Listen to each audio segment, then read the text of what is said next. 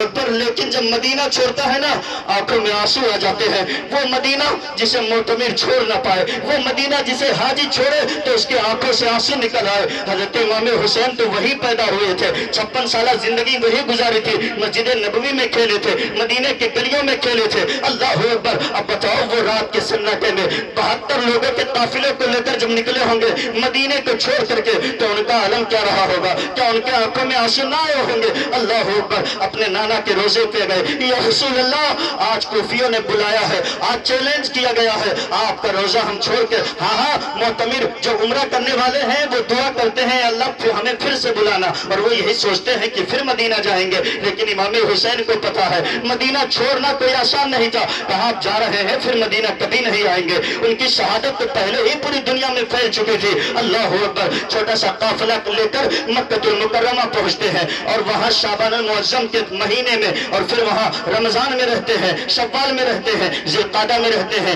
ذی الحجہ کی 8 تاریخ کو وہ احرام باندھتے حج کا. لیکن کسی نے بتایا کہ امام علی مقام یہاں پہ قاتلوں کو چھپا دیا گیا ہے, آپ نے احرام چینج کیا, آپ نے عمرے کا احرام باندھا. عمرہ کرنے کے بعد آپ کہتے ہیں حضرت امام مسلم سے پہلے آپ کوفہ چلے جائیے, کوفہ کا جائزہ لے کر آئیے کوفہ کے لوگ کیسے ہیں. عبداللہ ابن زبیر کہتے ہیں, عبداللہ ابن عمر کہتے ہیں, عبداللہ ابن عباس کہتے ہیں, عبد الرحمن بن ابو بکر کہتے ہیں سرکار آپ وہاں تشریف نہ لے جائیں, اس لیے کہ کوفے والے یہ وفا نہیں کرتے ہیں. آپ کے باپ مولا علی کو وہی قتل کیا گیا ہے, کوفہ والے کبھی وفا نہیں کریں گے. اللہ اکبر. لیکن امام علی مقام کہتے دیکھو کتنے خطوط آ چکے ہیں, خطوط اٹھا کے رکھ دیا. کہا ذرا پڑھ کر کے دیکھو کیا کیا ہمیں سہارا دیا گیا ہے, کیا کیا وسیلے سے کہا گیا ہے. آپ چلے آئیے. امام مسلم جب پہنچتے ہیں کوفہ کی سرزمین پہ 40,000 لوگوں نے سرکار امام مسلم کے ہاتھوں پہ بیعت کیا. لیکن جب ادھر سے ابن زیاد کو وہاں کا گورنر بنایا گیا, اب جب وہ گورنر بنا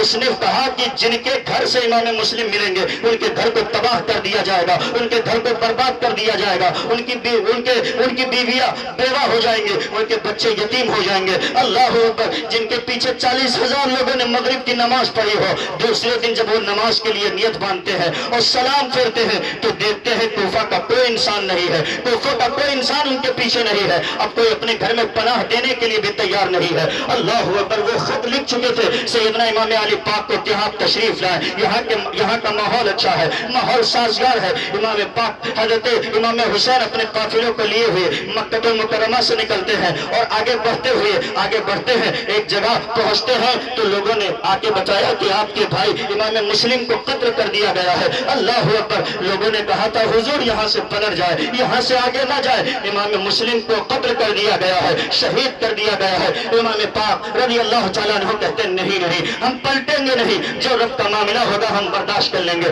آگے بڑھتے ہیں, المختصر کربلا کے میدان میں پہنچتے ہیں. حضور نے آپ کو گھیر کر کے پہنچا دیا ہے. کربلا والوں کے سامنے جب پہنچے تو آپ نے ایک لمبا خطبہ ارشاد فرمایا اور کہا اے کوفہ والو تم نے تو ہمیں خطوط لکھ کے بلایا تھا, تم نے تو خط لکھا تھا امام آپ پاک یہاں جائیے, ہمارا کوئی پیشوا نہیں ہے, ہمارا کوئی رہنما نہیں ہے. اللہ اکبر. امام پاک اپنا خطبہ دیتے ہیں. یزیدیوں نے کہا تھا, کوفیوں نے کہا تھا ہم آپ کی تقریر نہیں سنیں گے, ہم آپ کی نصیحت نہیں سنیں گے, ہم آپ کا واز نہیں سنیں گے. یا تو جنگ کے لیے تیار ہو جائیے یا پھر آپ یا تو یزید کی بیعت قبول کریے. امام پاک پہ 7ویں محرم ہی سے پانی بند کر دیا گیا. تو ناری والوں اگر کھانا کئی دن تک نہ ملے تو انسان رہ سکتا ہے, لیکن پانی وقت کی ضرورت ہے, پانی ملنا چاہیے, جسم کی ضرورت ہے. پانی نہ ملے تو انسان جلدی مر جائے گا. امام پاک اور ان کے چھوٹے چھوٹے بچوں پہ پانی بند کر دیا گیا. ہم اسی لیے تاریخ کربلا سنتے ہیں. کوئی مصیبت آ جائے ہم مصطفیٰ کے غلام گھبرائیں گے نہیں, کربلا کو اپنی نگاہوں میں بسائیں گے, کربلا کو یاد کریں گے. وقت کا فرعون بھی ہوگا, اس کے سامنے بھی یہ کہیں گے سن, جب کربلا میں امام پاک نے دین کو بچا کے ہم تک پہنچایا ہے تو ہم دین چھوڑ نہیں سکتے ہیں, دین کے ساتھ دغا نہیں کریں گے. اللہ اکبر. امام پاک رضی اللہ تعالیٰ عنہ جب نویں تاریخ آئی نا 10ویں محرم کی رات, تو اس رات اللہ کی عبادت کرتے ہیں, اپنے بہن زینب کو صبر کی تلقین دیتے ہیں.